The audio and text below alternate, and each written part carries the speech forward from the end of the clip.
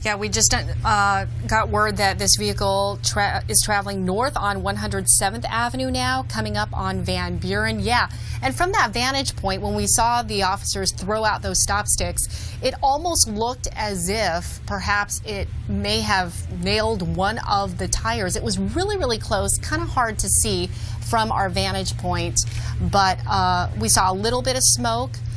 This vehicle will be coming up coming up at a stop at this intersection. Okay, and now I want you to watch carefully if you're watching this at home. We're on a 7-second delay. The driver is getting out and is going to attempt to carjack a second vehicle. And it looks like he's...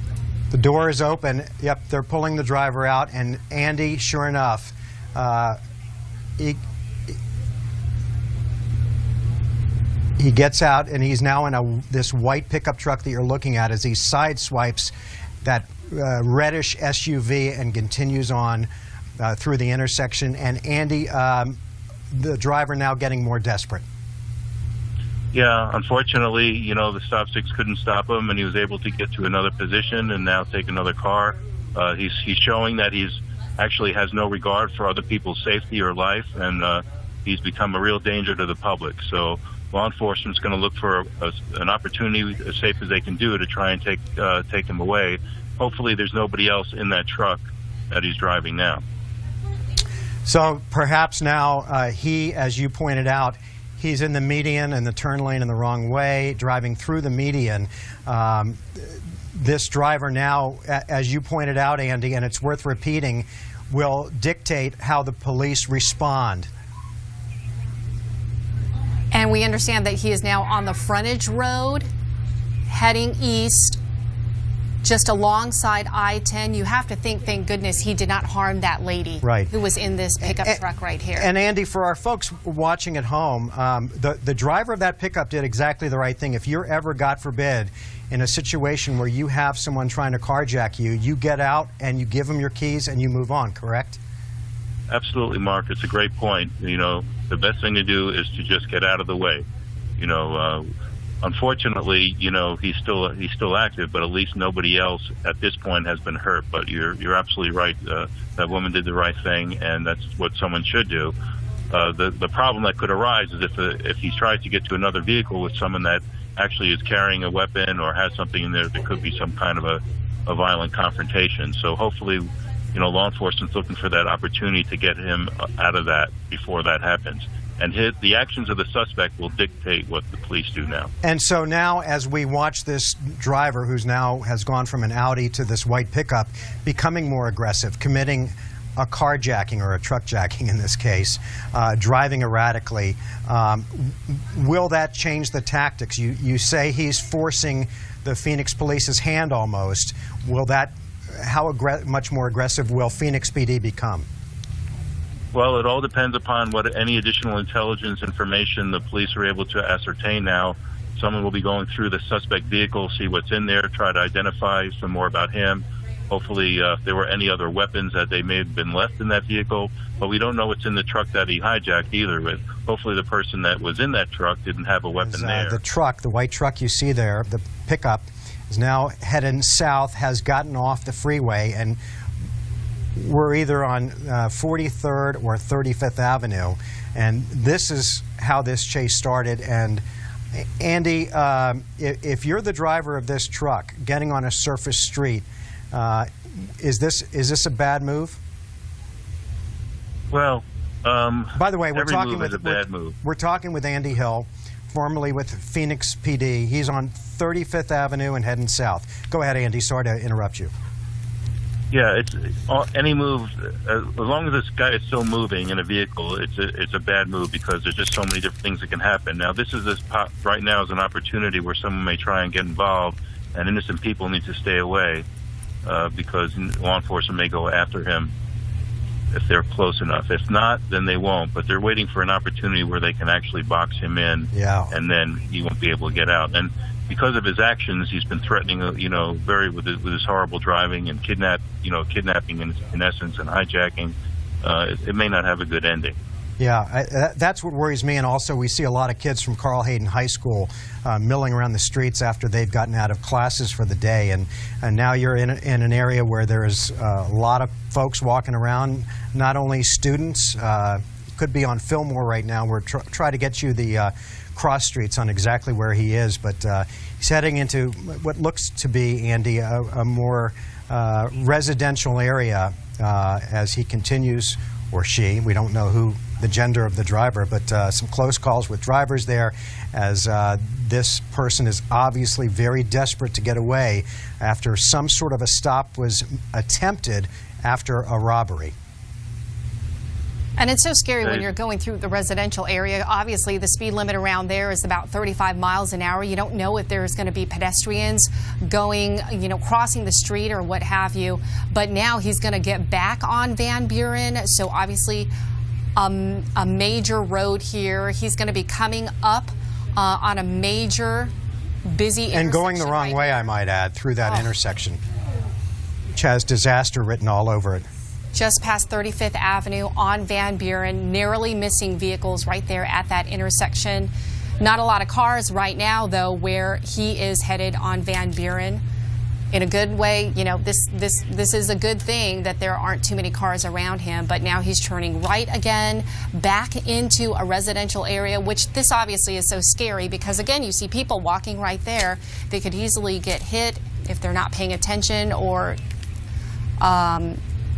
we think that maybe perhaps he may be getting out of this vehicle. Let's see what he does. Slowing down for a second, but our producers are informing us that he's going to speed back up and not get out of the truck. So you're watching this on a 7-second delay, and so we'll be able to kind of point out to our viewers back home what's about to happen before it happens. And he's still in this residential area. People nearby wondering what is going on, obviously. He's backing up. And then we understand he's going to go back east on this road. There's no rhyme or reason to what he's been doing lately. We've seen him do U-turns. As Andy pointed out a second ago, these are the actions of someone who does not want to go back to prison or go to prison. And he's going the same way where he had started, back to where he was here. Back on Van Buren, back east on Van Buren. So again, hopping from residential area to major streets, going at a high rate of speed here. And Andy, from past pursuits, once the details start coming out and they ask the question, why did you run? What were you doing? What were you thinking about? They say, I was calling my wife, I was calling my girlfriend, my parents to say goodbye because they know this is going to come to an end. Can you elaborate on that a little bit about what goes on during these chases in the mind of the person driving? Well, they're in their mind. They know that they're going to get caught, as they always do. None of them ever really ever get away. So their acts are very selfish and they're self-centered, and they kind of go to whatever they think is nearest and dearest to their heart at the moment, either to say goodbye to somebody, or they want to go ahead and try and get into a place where maybe they can dump the vehicle and try to keep running. But they do know it's going to end, and unfortunately, law enforcement's at the mercy of the actions of the suspect. So there's really no easy way to end this, but at some point you just have to make that decision when it gets too dangerous. But he's really being very, very selfish and just looking to just care about himself, and he's putting so many people at risk. It's just unbelievable. We know that these car chases, they can be very unpredictable. Each situation is very different, but Andy, you have seen so many of these in all your years in law enforcement. Is there any way to know how perhaps, this would possibly turn out? Driving there isn't. On the median, on the frontage road to I-17, and you can see, as Andy pointed out, Tram, just no regard for people around him or putting others in danger. Yeah, there's no way to predict what's happened because we really don't know what happened prior to this with all the crimes. Did he point a gun at somebody at the robbery? Did he shoot at anybody? what's his personal history. All those things are intelligence things that are going to have to come out at some point, but it's hard to get all that information together right away. In the meantime, they have to try and stop the immediate action that's going on. So there's really, at some point we'll be able to understand it better, but there's no way to right now because we don't know exactly what's going on. Hopefully at this point law enforcement is getting some intelligence and information and that might help them to know when and where to try and take some other kind of action if they need to. And we're getting a closer look at the driver. Obviously, it is a man, and looks like he could be fiddling around with something, but traveling at a relatively high rate of speed. He's going east on McDowell, we understand. Still on the streets, though. This guy's been hopping from the streets onto I-10, back on the streets again, onto medians, onto oncoming traffic. It's amazing that this vehicle has not crashed into. Well, actually, we did. I take that back. He did crash after the carjacking. He did to try to get out of the box that he exactly was in near the intersection. And so I just want to confirm with our producers, we are going east on McDowell, which means he will be headed into the downtown Phoenix area shortly. Am I right? He's right at Grand and McDowell. So yeah, we're approaching the downtown Phoenix area. If he was apprehended. But now we've got our live shot back from Sky 12 showing you the vehicle that has still remained on city streets here, going at a high rate of speed and blowing through intersections. Let me just ask the control room if they can orient us so that we can orient our viewers whenever they can, because the shot was down for a while, so I don't want to give anyone any bad information. And they're still trying to figure out exactly where this vehicle, what street this guy is on as well, just because our chopper signal went down for a couple of minutes there. But again, we just saw somebody on the side of the road there, a pedestrian, narrowly being missed right there. Mm-hmm. And this is when it gets dicey. This is what Andy Hill was talking about. Mark, can I throw a point out here that just kind of came to mind as we're looking at some of this? Go ahead, Andy. Well, it just came to mind, if that first suspect that bailed out, if the police had that person in custody, that would probably give them some good intelligence information to identify who this other person is. And if the suspect keeps driving this way and is very dangerous, you might see law enforcement back up, because if they can identify who that person is, at some point they might want to consider not going ahead and making this a less dangerous situation, and then just taking their time and locating this person at their speed, at law enforcement speed, okay, and we're not during told, the speed of a pursuit. Andy, just let me interrupt for a second. We're 19th Avenue and Camelback. And Matt, is the driver on Camelback or on 19th Avenue? 19th Avenue heading north. So they just passed Camelback. Go ahead, Andy. I'm sorry. Well, just my only point was at some point it may be something to consider for law enforcement if they can identify exactly who this person is, but they cannot get a great opportunity to take them out without endangering the public, to a great degree. They might just let it go at this point, right? And just kind of come back to it and maybe just trail at a distance. So it might be quite some time before they have that opportunity to get a hold of them. But it'll be helpful for them if they were able to get that other person and through intelligence just find out exactly who this driver is. So for those of you watching who say, why wouldn't police move in? Sometimes it's better to err on the side of caution, right? It is, especially if you've identified somebody. It kind of decelerates the tension, and if for a long period of time the suspect sees that he's not being followed and there's no attempts by law enforcement, at least the suspect's driving may slow down to the point where it's safe driving instead of just endangering everybody. And you have to think, Andy, that the fact that he's going alongside light rail here in the area of Uptown Phoenix, we were just mentioning Camelback and 19th Avenue, the fact that this vehicle has been jumping in and out of the median, you hope that this vehicle doesn't put the passengers on the light rail in danger by, doing something foolish, obviously. I mean, he's going at a higher rate of speed here. He's speeding up, and this area obviously more congested.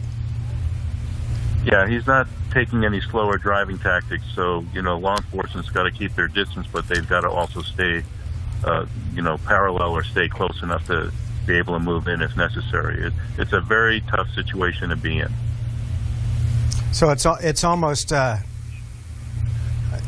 And that's what. Look at the people in that crosswalk that he came close to hitting. Thank God he stopped and let them clear the intersection. But as he gets more and more desperate, what worries you is that in an effort to get away, he's not going to slow down. And that's exactly what Andy was just talking about. Is sometimes you want to, depending on whatever intelligence they got from the person who was in the car, who hopefully is in custody, and I would pass along that any intel that we can get from Phoenix PD or help that we can get about the person who bailed out would be greatly appreciated. That you want to back off so that this person doesn't put anybody in danger. This driver's now headed north, just crossing the intersection of 15th Avenue and Glendale. And we should also mention, too, at this hour, there are people getting out of school. I mean, he came close to Carl Hayden High School earlier in the, looked like perhaps South Phoenix area. And then you just saw a couple of school buses as well. You see more pedestrians out. Students could be out. So the time right now at being 3:34, you know, it's a very dangerous time because it's approaching on rush hour traffic and kids being let out of school. Right. It's not only the drivers, it's the pedestrians. You're right, Tram.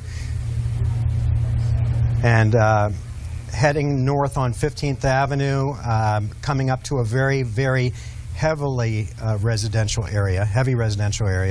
And this is where you worry about a pedestrian being hit, perhaps a hostage being taken. Kids playing in the streets. Right. All of that.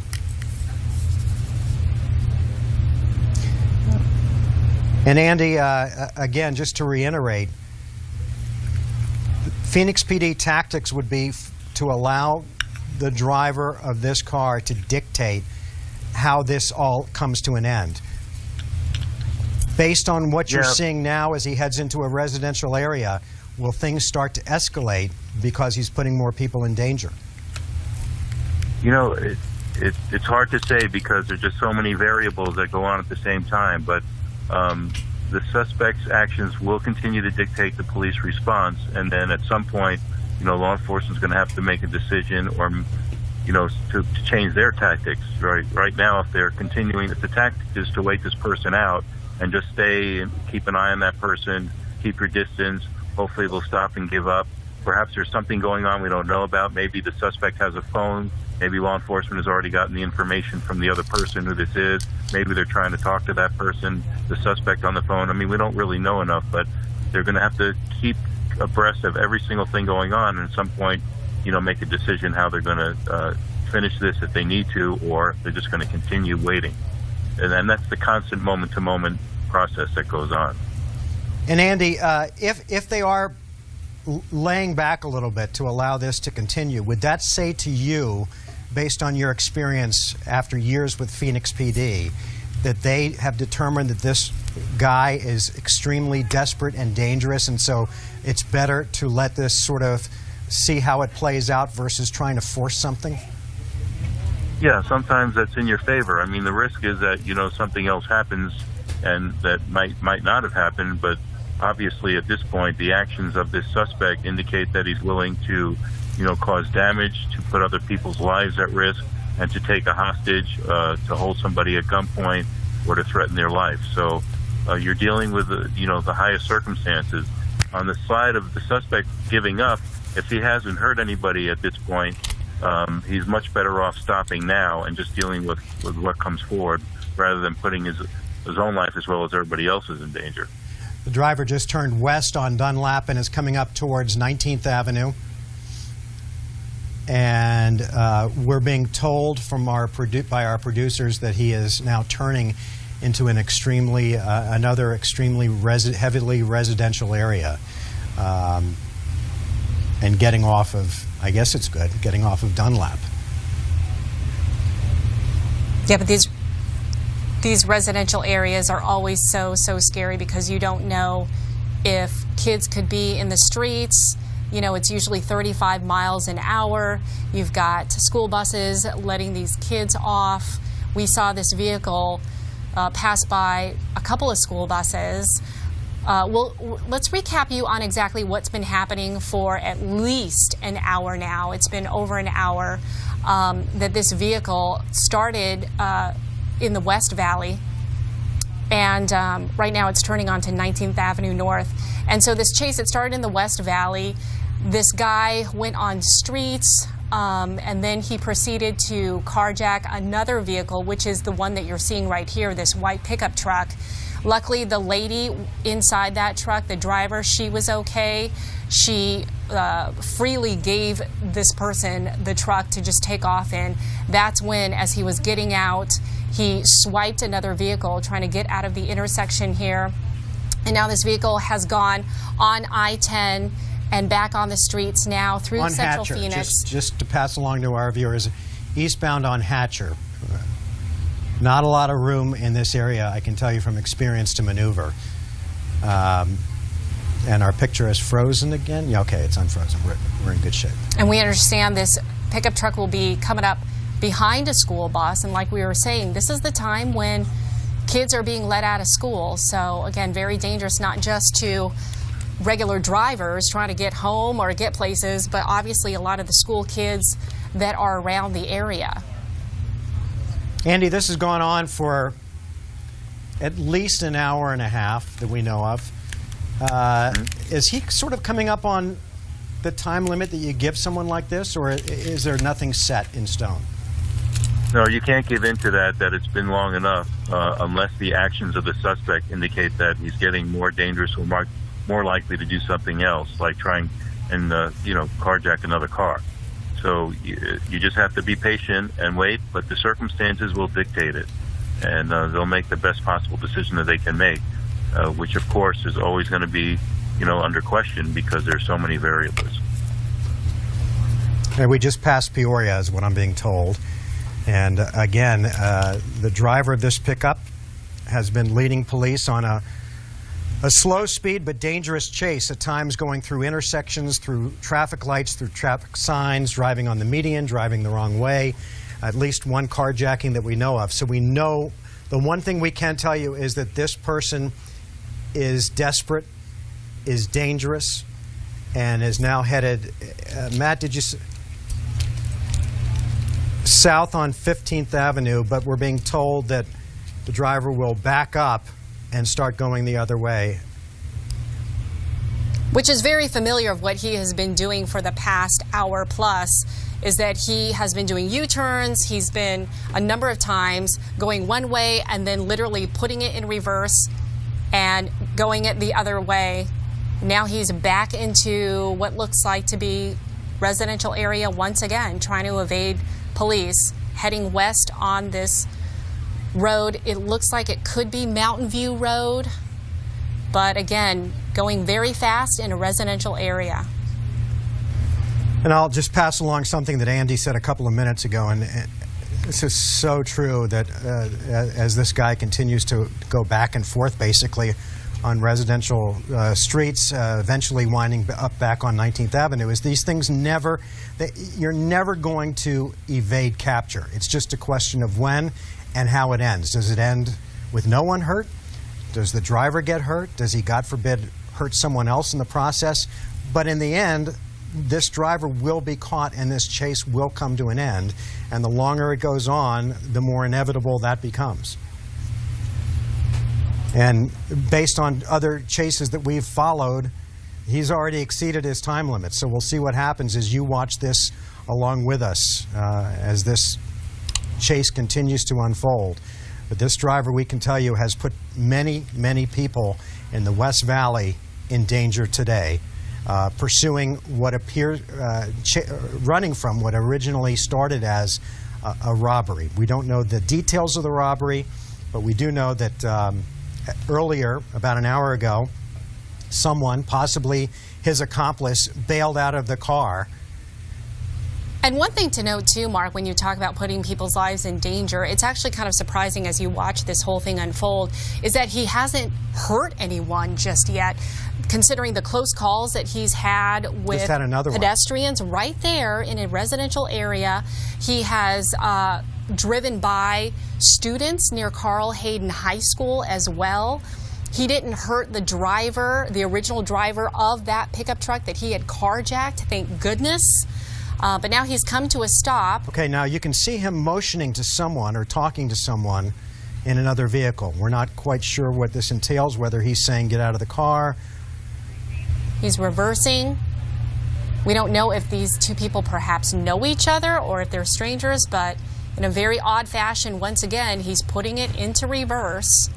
Who knows where he's going. Makes it doubly dangerous going down even a side street like this in reverse. You see apartment complexes nearby, residential homes right there, a pedestrian on the side of the road. He's managed to do that amazingly safely by not hurting anybody. And looks like there's an exchange of words between perhaps the pedestrian and the driver, and then he takes off once again. You have to wonder what he could be saying to these people. Okay, he's about to get out of the car, so watch this. We're being told that any second now you're going to see the driver of this white truck bail out. And it looks like he is running into somebody's house right here. Very scary. Looks like alongside of the house, trying to see if he's trying to get into the house. Police right behind him, as you can see. And Andy, we can see them taking defensive positions behind the tree. So obviously they're going to try to talk to this guy to get him to surrender so that they don't have to fire any shots, correct? Yeah, they're going to try, and of course they want to get him peacefully. They don't know, though, if he has anybody else inside that house, if he's holding a hostage, or, you know, so they still have a bunch of unknowns, and this guy has done nothing but put everybody at risk. So the actions that law enforcement is going to take are going to be, you know, very steady and sure, but, you know, hopefully it'll be over quick. And we just saw a woman and a child, a young child, run out of that house. Almost looks like it could be an apartment complex or some kind of a duplex or something. But a large number of officers right there with their weapons drawn, trying to see if they've made entry into that home. A little difficult to see from this vantage point. And this is the end to, presumably the end to what's been a long police chase through the West Valley. Slow speed for the most part. Police now have what we believe to be a robber cornered inside a unit here. All of the officers armed. And Andy, based on your experience in the past, someone's talking to him, right? Well, yeah, that's what we'll end up. We have a barricade situation now. We don't know whether he's barricaded by himself or he has any other hostages in there. Law enforcement is going to try and figure that out. Hopefully he'll surrender to them. If not, they'll go ahead and go through their motions and not to try to rush anything to, okay. You know, to end up Andy, in a shooting. we now looks see, like they got him. Yep, looks like they got him. There's someone in handcuffs being walked away. So thank goodness. From what we understand so far, and obviously that can change, and we'll have the details unfolding for you as we get more information coming up at the top of the hour on First at 4. Presumably no one has been hurt, including the driver who you see being walked away, who led police on a long 90-minute plus chase. And at some point, another person bailed out of a car, and hopefully that person has also been apprehended. We have crews on the ground. We will have much, much more on this coming up for you at the top of the hour on 12 News First at 4. But again, this chase has come to an end, thank God, without anyone being hurt, although there were several close calls. Is the driver, who you're looking at there in the gray shirt, led police on this pursuit, carjacked a truck, sideswiped at least one other vehicle that we know of. This pursuit started at 35th or 45th Avenue and Thomas, went as far as Avondale and Litchfield Park, came back on I-10, resumed on surface streets, came as far east as perhaps 15th Avenue near the fairgrounds. The driver eventually bailed out into this parking lot of an apartment complex, went into an apartment. A woman and a child came out. Police surrounded the apartment, and that man was just brought out to the police car, cuffed and arrested.